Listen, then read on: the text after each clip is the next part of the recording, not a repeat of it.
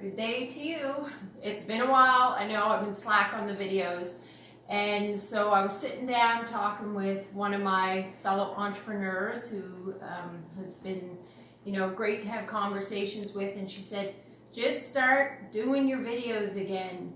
It'll help you get over the anxiety and just be genuine and show how you role model mental health well-being.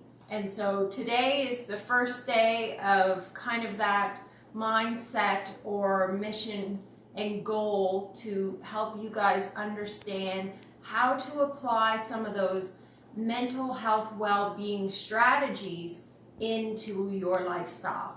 So one of the five key, characteristics to maintaining our mental health is eating.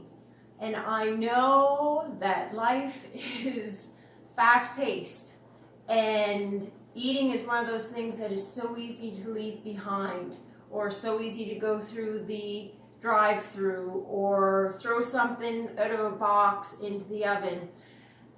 Being with your loved ones, and that could be friends, whoever you describe that as, and cooking together is such an amazing team activity, and it is for not only your mental well-being but your physical well-being.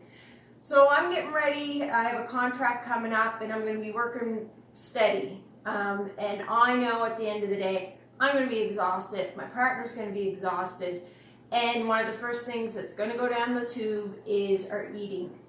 And when I don't eat properly, it does impact my mental health well-being. So we're being proactive. And we do this every once in a while. We went out, we bought a bigger freezer, we plan accordingly, so we decide what we're going to cook, and we watch for the sales, and we buy in bulk, and we prep. And we prep for about a month, and then we decide this is the weekend, we don't really have anything planned, we can dedicate to it, and we spend that weekend together cooking. And we're going to give you a little example of what that looks like and how we do that. So we've already gathered all our supplies, checked off all our lists, did the running. So when we got up this morning, we could really just focus on being in the house, getting this done, and enjoy doing it. And so your first kind of approach is to make sure all your meat is thawed and get it in the oven early. So we had 2 chickens, we cooked those, we got pork out and chopped it all up, and so basically those are the 2 meats that we're working with. You want to get your meats done, set them aside or get them prepped for the next stage, and clean your entire kitchen. Then you want to bring out all of your fresh produce and set up stages in your kitchen. We're fortunate, we have a lot of counter space. Sometimes you may have to bring out another table, go, to your kitchen table, which I know that means you have to clean it off. But for this kind of one day, one weekend event, this is what it's all about.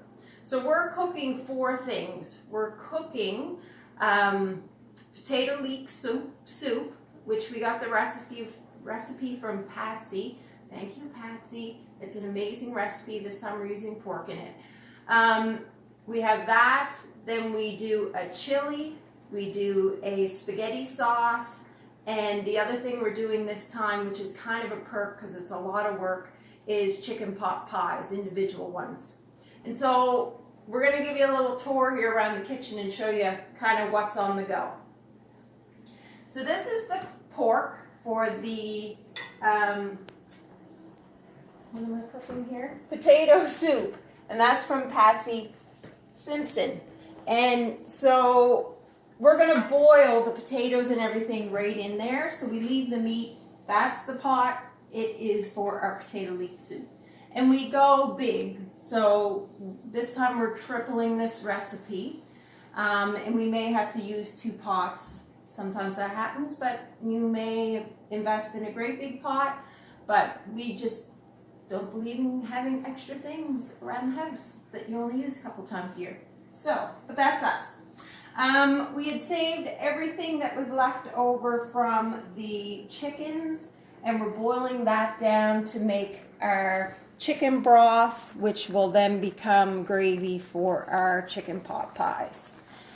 And we won't need that much, so we'll actually store that in the freezer for when we just want to add some flavor to some of our dishes. And so this is kind of my family cookbook. I know it looks horrible because I know some people have amazing cookbooks, and I'm thinking of Jackie. Their family loves to cook together, and they did a whole recipe book, and it's amazing. But this is what I started in late junior high, I guess, because we had a cooking class, and there were recipes that were tried and true, and that either I'd done them myself or I've tasted somebody else or seen them cook it. So this is our Bible, we call it, our cooking Bible. Because somebody in particular really loves recipes. My cameraman today. So this station here is to get ready for the spaghetti sauce and the chili. And so we do add chickpeas to our spaghetti sauce because it's just more protein. It's smarter for us anyway. And this is the stuff here for the potato soup. This is for the chili. This will be one of our cutting stations. We usually have all of our vegetables washed and prepped and ready to go. It just saves so much time, and sometimes when you get hectic, you forget that you didn't wash something and you cut it and you put it in the pot, and then you worry. So we make sure that we're ready to go. Here's the chicken pot pie station. So, well, it's all the chicken. I'm doing the chicken right now, breaking it down, and we'll measure it down, and that'll be for the chili, the spaghetti sauce, and the chicken pot pies.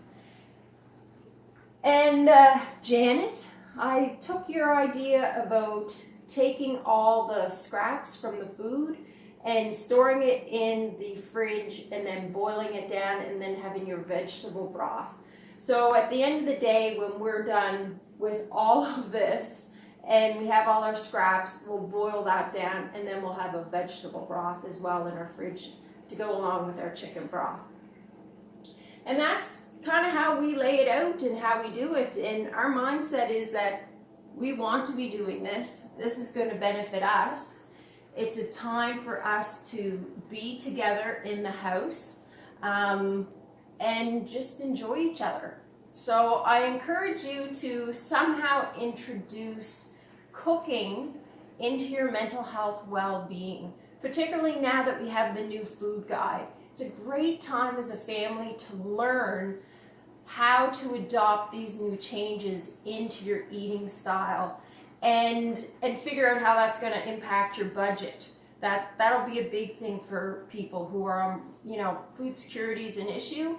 How do you maintain what they're recommending and apply that to your lifestyle in a way that you can afford it? So there's so many just learning opportunities there, teachable moments to grow and be together and enjoy each other and pass on each other's knowledge.